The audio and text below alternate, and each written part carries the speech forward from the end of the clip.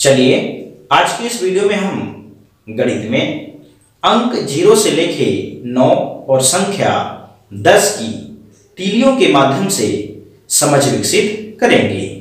संख्या 10 में जो 1 और 0 का जो स्थानीय मान है इसकी भी समझ हम तीलियों के माध्यम से विकसित करेंगे।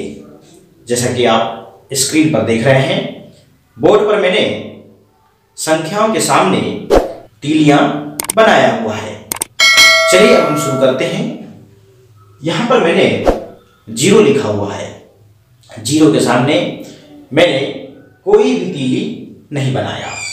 इसका मतलब गणित में जहां पे यदि कुछ नहीं होता तो संख्यात्मक रूप से वहां पर गणित की भाषा में 0 लिखा जाता है।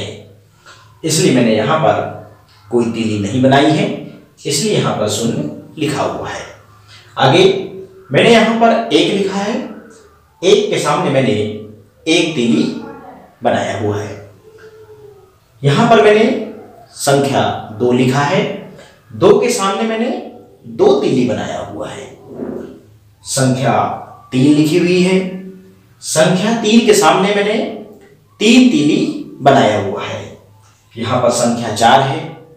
4 के सामने मैंने 4 तीली बनाया हुआ है।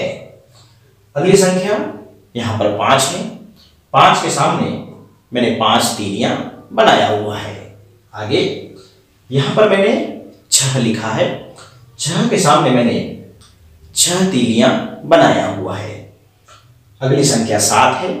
7 के सामने मैंने 7 तीलियां बनाया हुआ है। अगली संख्या है 8। 8 के सामने मैंने 8 तीलियां बनाया हुआ है। अगली संख्या है 9। 9 के सामने मैंने 9 तीलियां बनाया हुआ है। अगली संख्या है 10। 10 के सामने मैंने 10 तीली बनाया और बस रबड़ पकड़कर मैंने कस दिया। बच्चों, आपके मन में एक प्रश्न जरूर आ रहा होगा कि सर आपने 1 से लेकर 9 तक तीलियों में क्यों बंडल नहीं बनाया और आपने संख्या 10 में ही क्यों बंडल बनाया। बच्चों, आपको याद रहना चाहिए बंडल हमेशा 10 तीलियों का ही बनता है। 9 तीलियों का बंडल नहीं बनेगा। यहां पर 9 तक जो तीलियां हैं वह खुली ही रहेंगी और जैसे ही 10 हो जाएंगी 10 का बंडल बन जाता है। और हम समझ विकसित करते हैं संख्या 10 में जो 1 और जो 0 लिखा है इसकी थोड़ी सी समझ को हम मजबूताई देते हैं। जो संख्या 10 है इसके बारे में और कुछ सीखते हैं। जैसा कि आप यहां पर देख रहे हैं, यहां पर 10 तीलियों का बंडल बन चुका है और यहां पर संख्या जो लिखी हुई है 10 लिखी हुई है जो 2 अंकों की है।